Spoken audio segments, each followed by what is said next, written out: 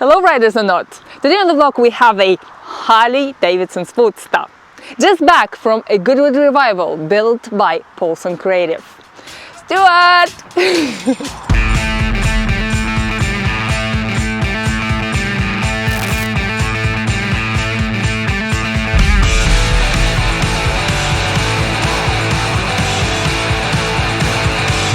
Just trying to get my mic working now. I think it's working. How was Goodwood? Yes, amazing. Thank you very much. It was very good. Was it worth going? It was worth going, yeah. We met a lot of interesting people. I think a lot of people who would have never met before saw us, saw what we do, saw what we're about. The Triumph that we took actually sold. It's actually going to be going to Norway. Did you? Yeah, You saw the bomb? Yeah, it's going over to Norway. Wow. So, yeah, wow. It's very exciting for the client, and we're just working out shipping logistics. But again, prime example, we wouldn't have necessarily met people like that staying where we are. So it was great to show off what we do, meet like-minded people and have a few beers at the same time. Amazing. So, yeah.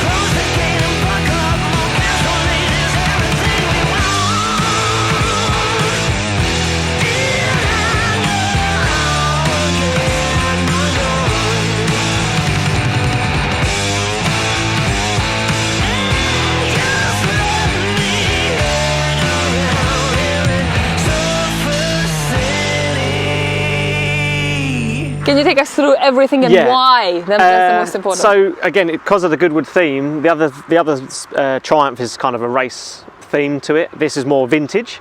We wanted to go like 40s, 50s style, post-war bobber style. Bobbers were originally created by old war bikes. They just chopped everything off them and called them Bob's bikes. So kind of along that theme really. We wanted to keep brass as a theme as well. This tank, we believe, as far as we can gather, is probably the only one around. And it's a factory Harley tank. Is it? Yeah. I bought a bike some time ago that it came on, and I immediately stole it and put it in my office and kept it safe. And we from that moment, we all said to each other, me and the guys, we're like, that would be amazing on something with Springer front end and something with a vintage look. So the gold inspired us to then go with a brass look. So we've gone backwards in technology and decided to go with Springer front end just because they're awesome. Nothing quite rides like it. It's quite an unusual experience, but they look great. And we decided to go with the brass springs and brass fittings. Worked with a company called Dragon Soul to get these arranged. They take a little bit of fettling to get them installed properly, and it's something we do in house. But yeah, they look great once they're on. How about the brakes? How did you adjust the brakes? So that's a kit we had to import from America. So it comes with a special bracket and a separate setter from the Springer front end and its own caliper. And then we had to breed brakes and run a new line and everything else. But it allows it to work because obviously on normal forks it mounts to the forks, but these forks do this, so you can't mount it to the forks, it has to mount to the axle. Yeah. So that works well. We decided to go with a brass light fitting, keep the original Bates style headlight, proper vintage look, love it. The handlebars are 1 1/4 inch thickness, so they're super fat, fatter than usual, and so are the risers, which are solid brass again. Solid brass fuel cap on here to match. On this side you can't quite see, we've got gold and black HT leads, and yeah, brass mirrors as well. Little things like these are from Arlen Ness, but they do them usually in black, silver and everything else, but we found brass versions which also match the foot pedals and also the shifter peg, so there's little caps nice. all around, yeah. And then we had these made, so we milled some brass caps to go inside these exhaust systems. Again, was the exhaust made for you? It was. It's a production model, I believe. This had to come from America. We couldn't find anything in the UK that looked like what we wanted, so we've ordered that in and we've done our own touch to it. So these heat shields we've installed and the brass caps we installed as well, just to give it a theme with the bike. The air filter, it looks black, that's actually solid brass, which we then had painted in black, and then we laser etched the logo in it again for Goodwood, same as the Triumph. So that's the actual racetrack for Goodwood's racetrack, that's the outline. And the seat is, unusual to say the least. we've done it as low as physically possible. We used one of our original seat pans that we would use on our Sportsters people see all the time, but we removed the springs and drilled some holes so it sits even lower. And then we had a custom badge made for the back of it here that says Revival Bobber on there. So just keeps that theme throughout. So with the knobbly tyres, the frame's obviously been cut off about 2.5 feet, something like that. 3-in-1 LEDs at the back here. It just means that it looks like it hasn't got any lights, like an old vintage bike would, but in reality it's got very bright LEDs. These a lot. Yeah, so yeah, gives it that old look, and we're quite proud of it. It looks like an old vintage bike, but it's fuel injected, starts on the button, reliable. It's a Sportster engine, so it's pretty indestructible if it's maintained well. And yeah, just looks like a bit of a rare thing now. The spoke wheels, were they on the original bike? They're original, so you have to go back a few years to get spoke wheels on the 48 model, the fat spoke wheels, which is what this has. But again, we've decided to do that and go with a slightly older model so that it fit the theme. I think modern alloys wouldn't really suit with what we've done here, so wanted to keep it old school. I really like what you did with it. Did you raise the tank? Yeah, how much? Right. So it's got 2.5-inch tank lift. We like to do things like thoroughly, so we've relocated the ignition coils, which usually sit underneath the tank. Yeah. All the wiring and plastic. Also relocated the speedo. Yeah. I mean, it wouldn't have fit up here, not without being very ugly. It wouldn't look nice. Yeah. So we've side mounted that, and there's a lot of wiring that's on show if you just lift a tank the easy way. Yeah. So we do it the hard way, which is essentially strip all the wiring out, re-lume tape it, and hide it up inside the tank. So it's a lot more minimalist. It looks again like an old bike that wouldn't have a lot of wiring by design, really. It's 1200cc. Have you done anything to the engine? No, it's been stage 1 tuned, so to suit the high flow exhaust system and the high flow air filter, it's been stage 1 tuned, so it runs nicely and the fuel air ratio is correct. But no, we haven't done anything internal to it. We do big bore kits and all sorts of stuff. Yeah. It's a bit like the Triumph. You just add cost, and a lot of the time with a Sportster, particularly one that looks like this, you're doing 30 or 40, not 200. Yeah, so exactly. Speed isn't so much of an issue. It's more about having a big smile whilst you're getting there. So, can we hear it? Absolutely, you can. Yes.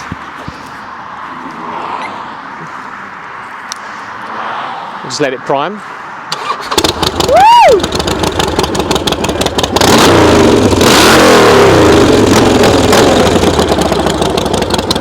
So it's got a nice noise to it.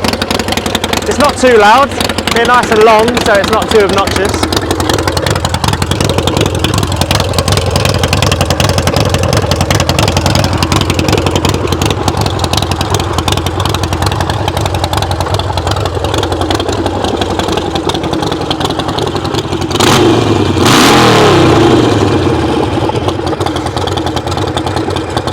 I want to ask a question. I think I'd best turn it off then. Why you decided to leave the belt? The reason being that is we hate chain fling. It just drives us insane. So people are saying, oh, why don't you do a chain conversion and sprocket? Well, we can.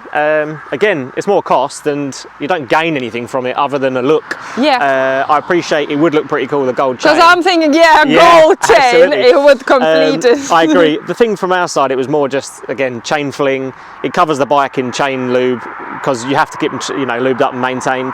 Also the maintenance. Exactly. You put the belt on and you forget it for at least 10,000 miles. At a minimum of usually, as long as it doesn't get damaged. Yeah. So yeah, we just sort of thought kind of keep it maintenance free, and that's a lot of what we do with our builds. They're like turn the button, they start every time, they're reliable, and they're user friendly.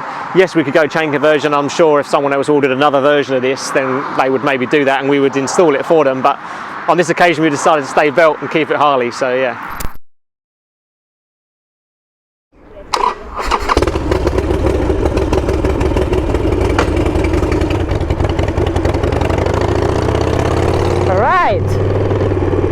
Feels very different from my Sportster.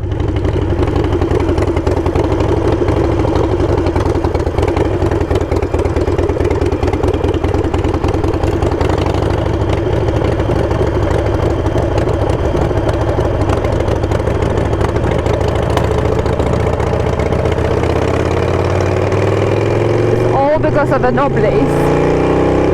But when you pick up speed, wow! You don't feel that as well. All that awkwardness is completely gone.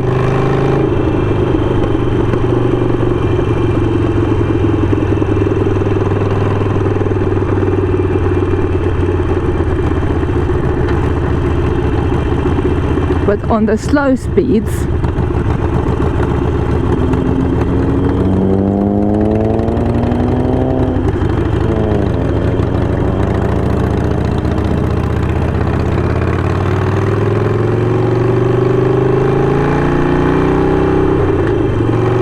feels so different. Yay, baby! Definitely with the knobblies, it has this strange feeling, but it's kind of custom and fun, and it has all that torque that 48 has, and the sound, and it's stage 1 as well, so it's brilliant.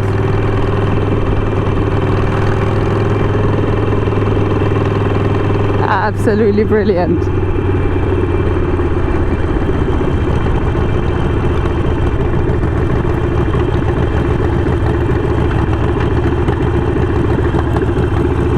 Okay, that's very busy here. Let's take it easy, baby.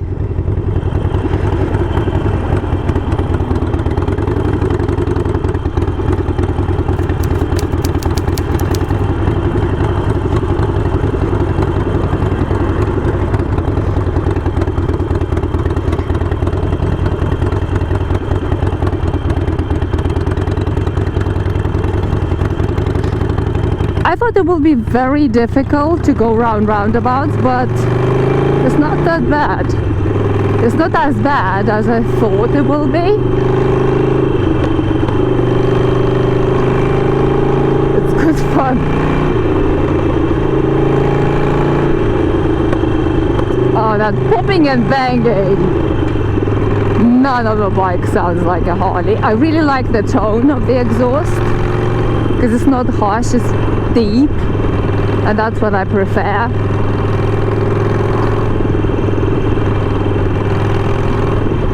Personally, I don't like forwards, that's why I keep mine not forward controls, but I know lots of people do.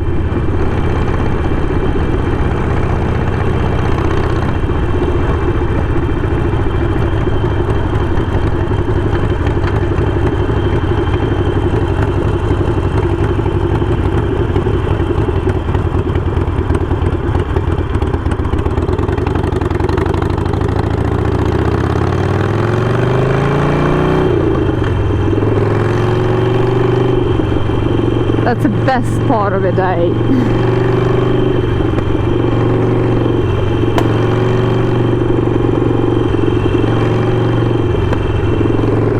Looks so cool.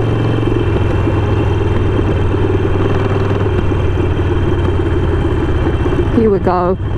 Nice and safe, bringing it back.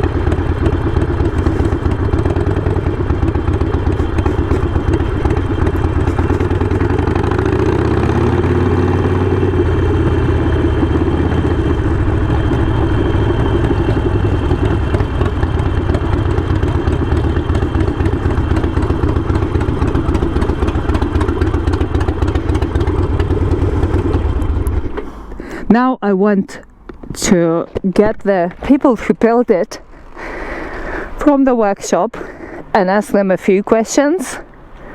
Also, guys, if you have any questions, please ask in the comments. I'm sure somebody, or Stuart, or I'll find out the answers. This is very cool.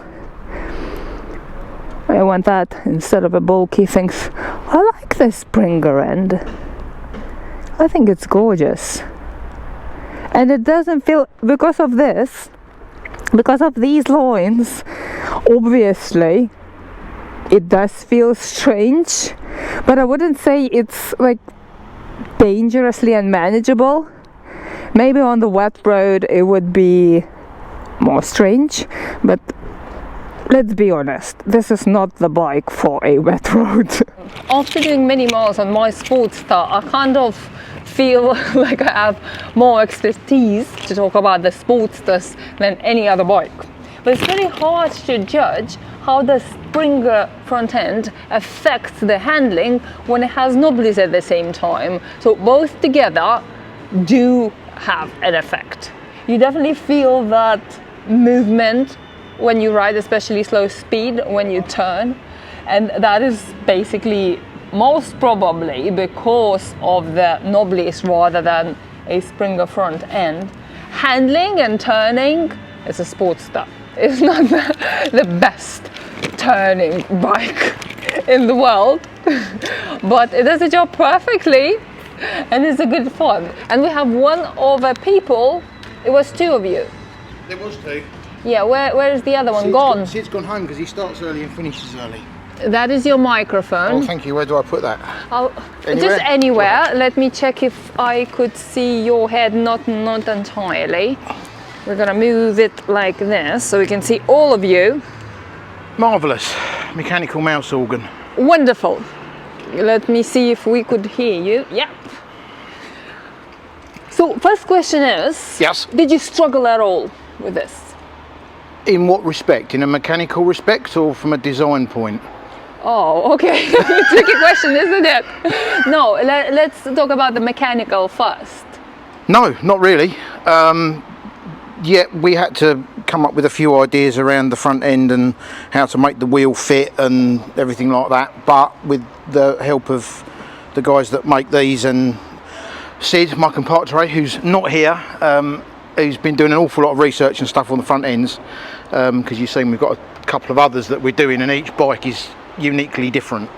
So we end up making custom spacers and bearings round the other way and bits and bobs. But on this particular one, because it had no ABS, it was a lot easier. Oh, okay. So if that would be more modern Sportster with ABS, that would be, because it's inside, isn't it? Inside the bearings, the ABS. Yes. On my Sportster it is. Yeah.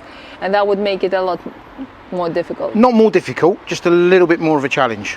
Okay, but it is doable. Oh yeah, we've got two in there that we're doing with ABS, and all we've had to do is swap the bearings to the other side of the wheel and run the pickup on the other side of the wheel, because of how the caliper mounts on the forks. Okay. Or you can go for a right-hand mounted caliper, because they do these with a caliper that mounts on the right rather than the left. Okay. But most people seem to, for some reason, prefer the left side caliper. What is your favourite part? What is your favourite modification on this? On this one, I think it has to be the springers. I do like springers. Yeah, I like on this as well. I think it goes so well with that tank. Well, but that's how it started off. Exactly. It all started off around this tank. Yeah. And somebody out there may be able to tell us, or they may be able to tell you whether they've ever seen it, because this is a standard Harley paint job. We've never seen another one of these tanks with this paint job. So when we got it, it was like... If you've seen that somewhere, you know which Sportster is off. Yeah. Let us know. We would be interested to know that. Yeah. Where you get the mirrors from?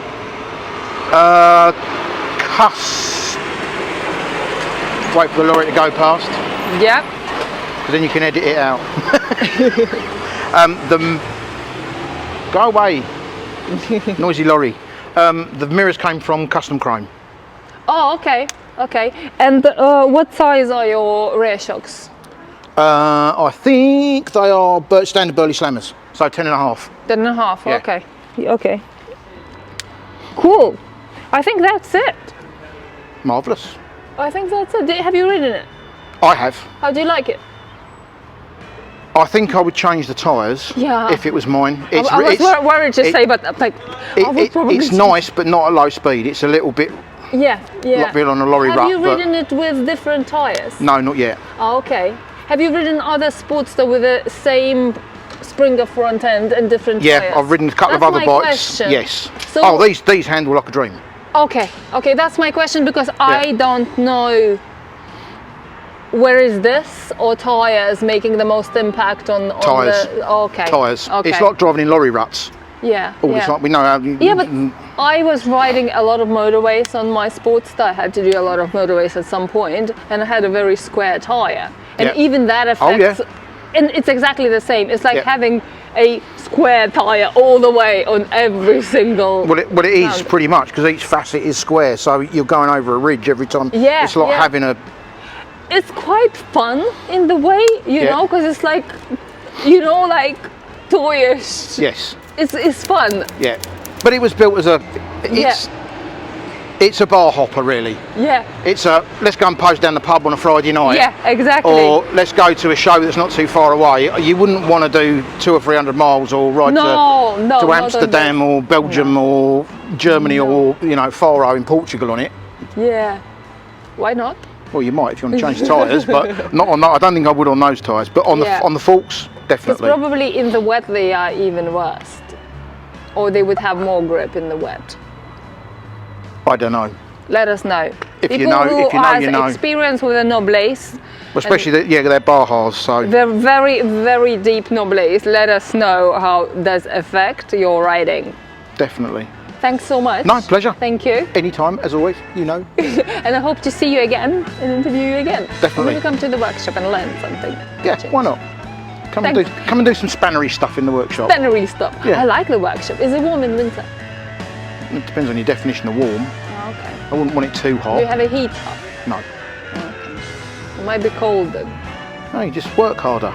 You Body just heat. work harder, but like it's on the bike. You just. Don't worry, once you've got half a dozen V-twin. Tyre changing is okay. Yeah, once you've got half a dozen engines puttering away in there and heat and everything else, it's not too bad. It's not like freezing. Is it not? No. Yeah, okay, that's good. That's good to know. But yeah, pleasure. Anytime you want to come and play in the workshop, be good to have you. Thank you so much guys for watching. Thank and you. I'll see you on the next one.